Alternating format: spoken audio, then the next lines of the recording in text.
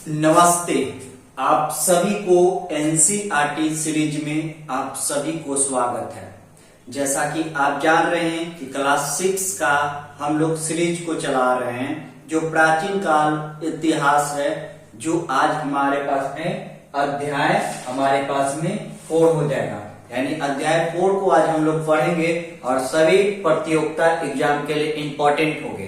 तो अगर वीडियो में और अलग अलग कंटेंट से इसको दे रहे हैं, तो आज हम लोग अध्याय 4 को देखेंगे कि क्या बताती है हमें किताब और कब्र, यानी किताब हमें क्या बताती है, तो उसी के बारे में क्लास इंपॉर्टेंट होगा। यहाँ से प्रश्न इंपॉर्टेंट पूछा जाता है अध्याय 4 से। तो देखिए अध्याय 4 में पहले क्या कि वेद का मतलब क्या होता है कि 4 प्रकार होता है। और आपका पास में क्या होगा, वेद कितना प्रकार के होता है, 4। ऋग्वेद, सामवेद, यजुर्वेद, अथर्ववेद। ये तीनों का डिफिनेशन का अर्थ समझिए जो हमारे पास में, यानी ऋग्वेद क्या है, ये वेद कितना पूछेगा, 4।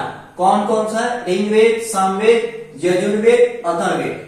अब इसमें आपसे पूछेगा कि ऋग्वेद का अर्थ क्या होता है।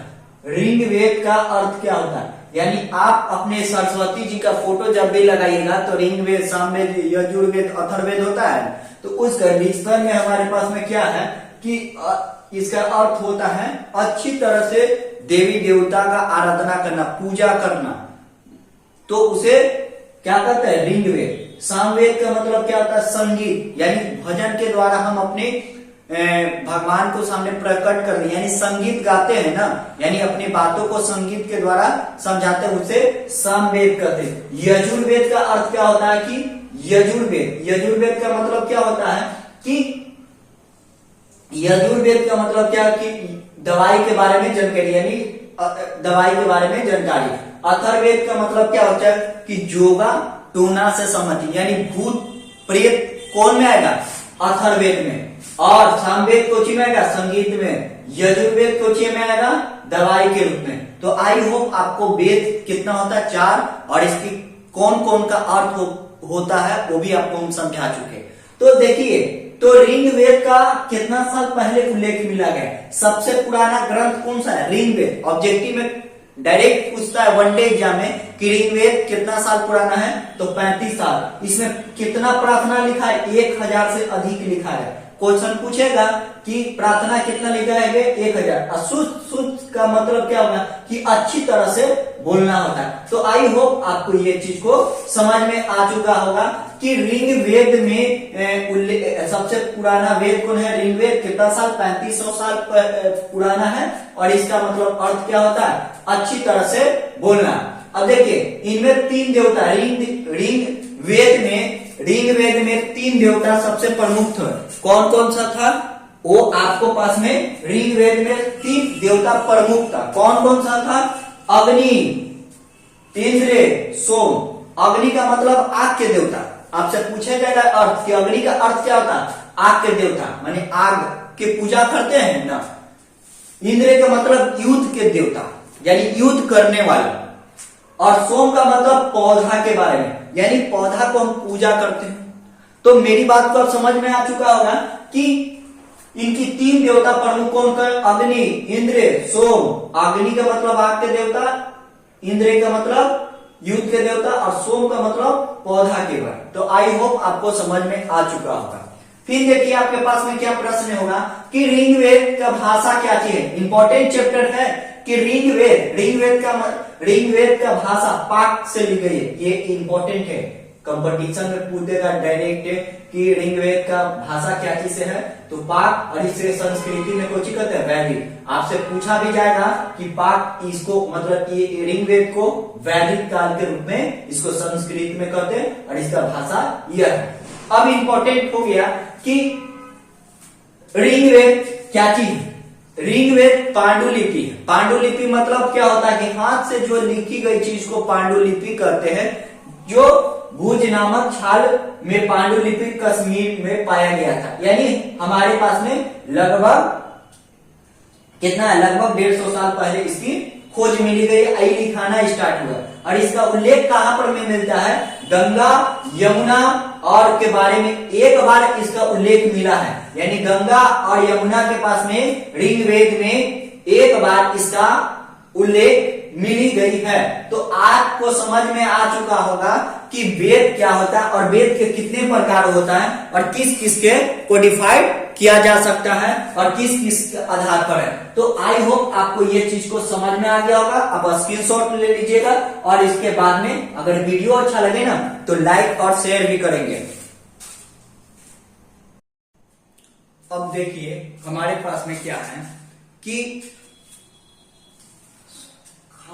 खामोश पहली कहानी महापाषाण। महापाषाण का अर्थ समझिए, डायरेक्ट क्वेश्चन पूछा है कि महापाषाण का अर्थ क्या होता है। तो आपके पास में महापाषाण का अर्थ क्या होता है कि बड़ा बड़ा पत्थर होता है, यानी पाषाण का मतलब बड़ा बड़ा पत्थर, पाषाण का मतलब बड़े बड़े पत्थर के रूप में दिखाने की कोशिश की गई है। तो इस बात में महापाषाण कब्र के बनने की प्रक्रिया कब स्टार्ट हुई है, ये आपका मोस्ट इंपॉर्टेंट क्वेश्चन होगा। तो कितना साल? 3000 साल पहले महापाषाण की प्रक्रिया। और महापाषाण कहते हैं किसके? जिसमें बड़ा बड़ा पत्थर के रूप में रहता है उसे महापाषाण कहते हैं। तो अगर वीडियो अच्छा लगे तो लाइक और शेयर भी करेंगे और दोस्तों में भी शेयर करेंगे ताकि वो भी इस लेक्चर का लाभ उठा सकते हैं। 10 मिनट के वीडियो में हम पूरे कॉन्सेप्ट आपको दे रहे हैं। अगर आप एनसीईआरटी पढ़िएगा तो आपको बेहतरीन कॉन्सेप्ट का समझ में आएगा कि किस प्रकार के अब देखिए हमारे पास में क्या है कि महापाषाण कब्र बनने की प्रक्रिया 3000 साल पहले हुई थी। और इसकी कब्र का मतलब क्या होगा कि दक्कन है और दक्षिण भारत में उत्तरी में भी कश्मीर में इसकी मिली गई है। तो इसकी महापाषाण कहाँ कहाँ में मिली गई? दक्कन, दक्षिण भारत में, उत्तरी, पूर्वी और कश्मीर के रूप में इसमें पाया गया था। अब देखिए इन गांव में विशेष कब्र का मतलब कोई चीज है, यानी आदमी जो मरता है ना उसकी कब्र बनने की स्टार्ट कब हुई थी?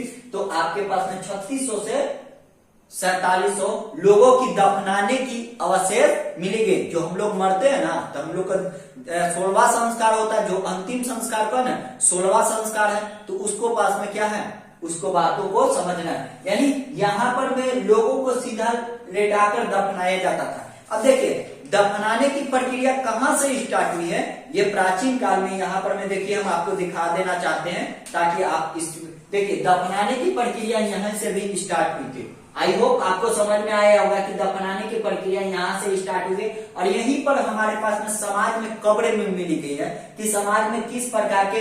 अब मान के चलिए कि कब्र मिला है, उसका पूरा तात्विक को हम लोग खोज करते हैं। तो आप बताइए कि जब कोई महिला व्यक्ति अगर कोई मरता है तो उसको देखिए मरने पर भी आर्थिक रूप से उसको देखा गया, जिसकी अगर मान के चले कि झुमका गहना ज्यादा महिला जो पहनी हो, मृत्यु के बाद में उसी को दफना के अच्छी तरह से, जिसके पास में आर्थिक रूप से कुछ नहीं रहता तो उसको ऐसी लेटा के दफनाए। यहाँ से यह पता चलता है कि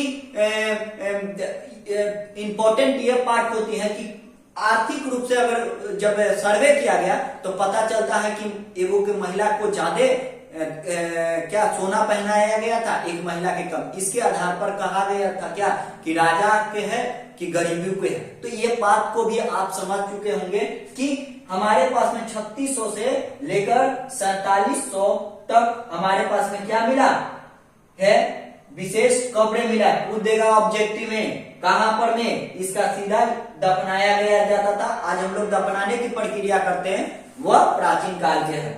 अब देखिए मोस्ट इंपॉर्टेंट क्वेश्चन भाई, इसको यूपीएससी पूछ चुका है लगभग में कि इसका मतलब क्या होता है। इसका सूक्ष्म का मतलब कुछ होता है अच्छी तरह से बोलना, यानी सूक्ष्म का मतलब सूत्र का मतलब अच्छी तरह से बोलना। रथ का मतलब युद्ध होता है, रथ का मतलब युद्ध, रणभूमि पर रहता तो उसे रथ कहते हैं।